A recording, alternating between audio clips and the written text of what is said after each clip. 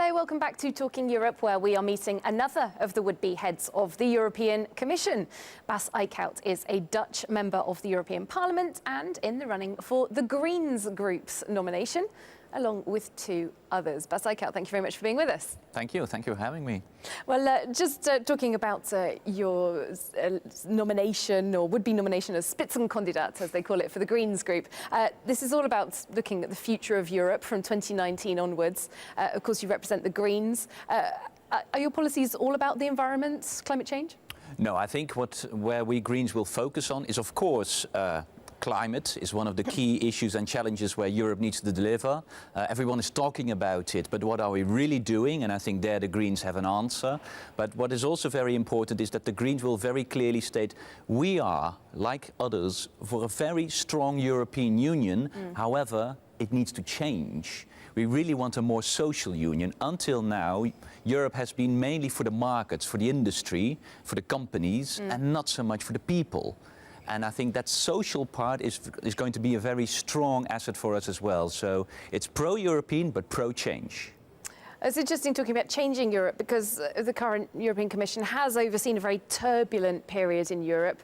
Austerity, migration really dominating the last few years. But it has brought the Eurozone back to good financial health. The economy is growing. Unemployment is down. The centre-right European People's Party, which is currently the dominant force, is tipped to remain so. Do you really believe that the Greens can pick up votes here? I think so, because when you say unemployment is going down, well, I would say go to countries like Spain, Italy or Greece, and especially youth unemployment. It's risen to a huge high level. Yes, now it's slowly recovering, but the big question is, what were the European answers to the euro crisis? And they augmented the crisis really with the austerity policies. So the crisis has become deeper than necessary, and that's because of policies that at the European level were decided by the European People's Party. So if you are going to ask to the people, is this a medicine that you want to have given another time? I think that people will say, no, thank you not. And I think that is where we can have another answer, that we are now slowly recovering. We could have recovered much faster if we would not have focusing so much on austerity only, which we have done with the right-wing answers of the European People's Party. And I think there the Greens can have a credible other answer, because Europe has brought us a lot, but until now it has been governed by the two big parties, right? Christian Democrats, Social Democrats. And I think people do realize that it's time for another Europe, a pro-European answer, but another Europe. And I think there the Greens can pick up new voters, absolutely. OK, well, I recently spoke with a man that you're potentially hoping to replace, Jean-Claude Juncker, the current President of the European Commission. Asked him about some of the main issues facing the EU right now. We can hear a little clip of that. I started off with what to do about the state of EU-Russia relations. Of course, continuing sanctions from the EU, a warning from President Putin really recently over NATO wanting to site missiles potentially in Europe, big military exercises by both Russia and by NATO. Let's have a listen to what Jean-Claude Juncker had to say. We should, from time to time, more often than now, have a meeting of the Russia-NATO Council, because if you have problems, you have to discuss. We are not in a discussion mood with Russia. This has to change, but we cannot step away from the sanctions, because the sanctions have a reason, and the reason was Crimea, was East Ukraine. So as long as the Russians are not behaving in line with the international law, the sanctions will stay. Just looking to the future, the European elections are just 6 months away. We've had voices including the openly anti-European Steve Bannon, prominent Eurosceptics here in the EU, saying they're working to bring a wave of populists, far-right politicians, nationalists into the European Parliament. How likely are they to succeed? My concern is not Bannon. My concern is that the extreme right, the populist parties, could strengthen their presence in the European Parliament, which would be a bad thing. Democratic forces have to stand up against the danger coming from the extreme right. So we go, Jean-Claude Juncker speaking a few days ago. Just to come back to the first question I asked him about Russia, what approach do you think Europe should take with Vladimir Putin? Mr. Juncker says Europe needs to keep talking to Moscow. Is that enough, or is that perhaps a little naive? Well, I mean, talking is always good. That's the strength of Europe, right? But I think where Jean-Claude Juncker is right is to say that the sanctions will remain in place as long as Russia is not acknowledging that what they did to Crimea is against international law. But what is a bit naive is that what Europe is on the one hand putting sanctions in place, on the other hand, on our energy system, we are making ourselves totally reliable on Russian gas. Look at what Germany is trying to do with Nord Stream 2, so building another pipeline where we are going to make ourselves dependent of Russian gas. Look in Hungary, where they're building nuclear plants with Russian technology, making us totally dependent of Russia there. So energy is geopolitics, and as long as Europe is not going to be united and strong geopolitically on our energy policies, we can do whatever we want with our sanctions, but it's not going to be credible because we are making ourselves totally dependent of Russian gas and nuclear technologies, which is making us very vulnerable, and I think that part is mainly naive of Europe. Well, I'll be coming back to climate change and energy policy in just a minute. Just to come to the other question that I put to Jean-Claude Juncker about the big boost in support for the far-right nationalist populist parties. You are among the people who has predicted that they will do well in the 2019 elections.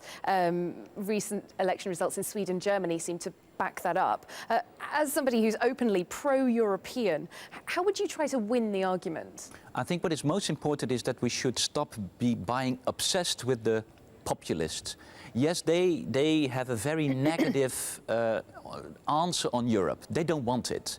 I think what the problem is that until now a lot of people don't feel heard about their issues. They feel insecure. They are wondering whether they will have a job in the future, whether their children will have education in the future. Those concerns, they should be addressed with a positive answer where Europe can help. And then I do think we will win over the voters. But what I see now is that center parties are moving to the right. For example, in Austria, where the current Christian Democratic government is teaming up with the right-wing populists. Are they not just responding to public concerns, though? Well, if you are on one hand saying we are fighting against the populists and on the other hand are teaming up in governments, what's your credibility? And I think that's the problem. The credibility of the center parties is really evaporating. And I think therefore you need a positive, credible, pro-European answer where concerns of people are being taken serious. And I think there is really room for an alternative which the Greens can provide. All right, well, one of the big issues that's fueled support for these sorts of parties is migration, particularly 2015 with that huge peak of undocumented migrants coming in, of course. Your group, pro-migrant rights in many ways, recently nominated migrant rescue charities for the Sakharov Prize for freedom of thought. Many Europeans, though, do feel that their livelihoods and even their security are threatened by the arrival of people coming into the EU without the right documents. We don't know who they are. They might not have been screened. Is the Greens group listening to those fears? Oh, absolutely. What we are saying is every refugee has a right to come here to Europe to be saved from their home situation. And if you look at all the polls that are out there in Europe, there is a huge support from the public opinion to really give shelter to refugees. Where the problem lies is that the way we are going to assess who is a refugee or not, we are very slow and there is no European solidarity. We just keep it to those countries where they arrive. So there's huge problems in Greece and Italy where you see really very unhuman situations. So we need to step up in taking action as a European Union together. So are you talking about some kind of unified system, as was suggested in 2015, of quotas, of redistributing migrants to countries where they perhaps don't necessarily even want to be? Yeah, but more important is that also the countries should help each other in assessing whether the people are real refugees, because that's of course always needs to be assessed. Are you a refugee, yes or not? That is now being left over to the countries where they arrive. This needs to be transformed and we are pleading for that for years already. So I think refugees should be welcomed and people do agree with that. But it needs to be in a solidarity way. And then third, very important, we need to make sure that the people that are then coming to the country should be integrated and should be helped. For example, in the Netherlands, the government saying that is very concerned about the refugees, but at the same time they are cutting on courses for language. Well, if you don't speak the home language, of course it's going to be very difficult to integrate in the society. Of course, all those sorts of initiatives do have to be paid for. They're currently dealt with at the national level. Do you think that it should be dealt with at a European level? Well, I think is there scope for that? Well, in the end, it is national policies, but from the European level, I think it should be made very clear that if the refugees are there and they seek for shelter, then they should be helped in order that they also can become part of the society, because that's the way to create a stable society for everyone. And I think there do the Greens have an answer to. All right, well, while we're talking about migration, seems like a pretty good moment to bring in our regular fake news fact check. This week we have a story involving help for asylum seekers in Europe.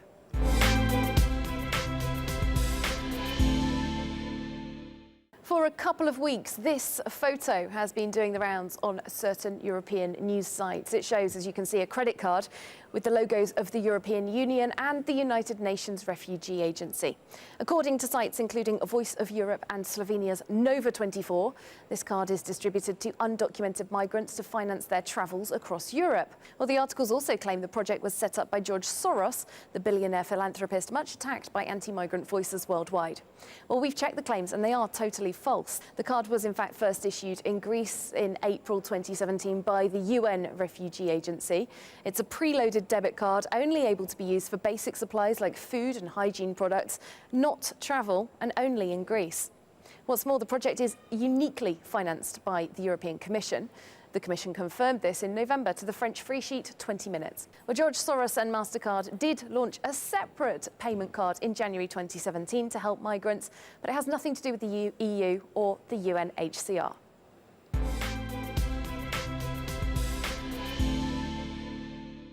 Bas Eickhout, just coming back to you after that fake news, there is very negative public opinion about migration.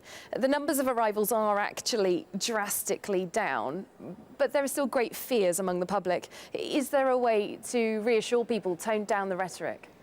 Well, I hope so. I think it is going to be very important to look at the numbers. And I do think, as I said before, as long as Europe doesn't give a feeling that they can solve the issue and are only fighting over it, then of course people don't feel ensured. And it's really the political level is failing at the moment. If we are not going to find a European answer to the issue of making sure that we are in a honest way dealing with refugees, then of course people feel that the politicians are not prepared. And I think that is the biggest fear. And as long as we don't solve that, we open up the floor for this kind of fake news to just to increase the fear. And that's in the end in the advantage of the populists. But if they need lies in order to get to voters, it also tells you that in the end their answer and their message is pretty weak. All right, I'd like to move on to climate change. Promised that we would talk about that, of course. European efforts to bring in climate-friendly policies have long hit up against the fact that, as you mentioned, some big countries, Poland, Germany notably, have a heavy dependency on coal. France is very dependent on nuclear. Your group, the Greens, advocating phasing out coal by 2050. Is that really realistic? Economically, that is a huge ask, isn't it? It is absolutely realistic. Well, first of all, from a climate perspective, it needs to happen. If you just take the science serious and we look at the impacts of climate change, it means that there needs to be zero emissions by 2050 in total. Well, then we know the most polluting energy resource is coal. So we really need to get rid of that faster. Well, we see that in many countries that decision has been taken already. The big question is, what is Germany going to do? Well, there we see the problem of the current government. Guess what? Governed by the two center parties, Christian Democrats, Social Democrats, are not getting to any answer. So that delay, of course, makes it difficult then to turn to Poland, who are even relying on more coal, to say, well, you need to phase out as well. It's feasible. Science tells you every time we can do it, but policies need to be in place. And I think Poland will only move if Germany moves. And I think Germany has the key in the hands. They can do it. The public pressure is there, but they don't get to political decisions because the parties are hijacked by the industry or trade unions who are reluctant to move. And I think there at the European level, we have been pleading also for support for those regions. You have just transition funds, which you take away the reliance on coal, but at the same time you use European funds to help those regions to adopt their economy. So of course it needs to be both. Phase out and helping, that has been our answer until now, but of course you need a political stance to move away from coal. And just looking at the foreign policy aspect of this, we've got the COP24 climate summit coming up in Poland in December. Of course, recently the United States pulled out of COP21, the Paris Agreement. Considering that, how much hope do you have for genuine commitments at COP24 and ahead? You know, the United States pulling out, doesn't that just embolden the countries who are reluctant to take action? Of course, it's not helpful what is it's happening in the United States with Trump. But I think what is very important is that then another region is stepping up and saying we take the lead. And of course, everyone is looking at Europe. I was in China a couple of weeks ago, and they do know that they are doing more than what they promised in the Paris Agreement. So China can do more, can promise more, but they will only do so if Europe takes a step. So everyone is watching Europe. And here it's really, and this is also a plea for example, President Macron. Until now, he has been very good in rhetorics. But if you then really look at, but what are you delivering, it's empty. And I think here, since Germany is so much in their internal domestic problems, I think it boils down to that Macron will not only do rhetorics, but also really will do action so that Europe can lead by example. And then you will see other regions stepping up. But it's not going to happen if we only do talking and not walking the talk. All right, just got time for one brief last question, coming back to yourself standing to be a Spitzenkandidat for the Greens group. In the Greens group, there's a principle of gender parity and promoting women within the party. Now, you're standing, there's also 2 female candidates. So one of them is guaranteed to be put forward. There's going to be a second candidate. It might not be you, though. Is that right? That's correct. There has to be a woman put forward, not necessarily a man. And I think also that's rightfully so. If you look at the different candidates coming from the big groups, it's always grey men. I think it is very important also for, you know, the political representativeness that women are much more prominent there. So it's very good that one of the candidates for sure will be a woman. Can be a second one. Well, that's of course in the end up to the democracy at the European Green Party. I do hope that it will be a woman and a man this time. All right, well, unfortunately, we've run out of time, but thank you so much, Bas Eickhout, for being our guest today on Talking Europe. You're welcome. And thank you very much for watching. We'll see you soon on France 24 for more European news.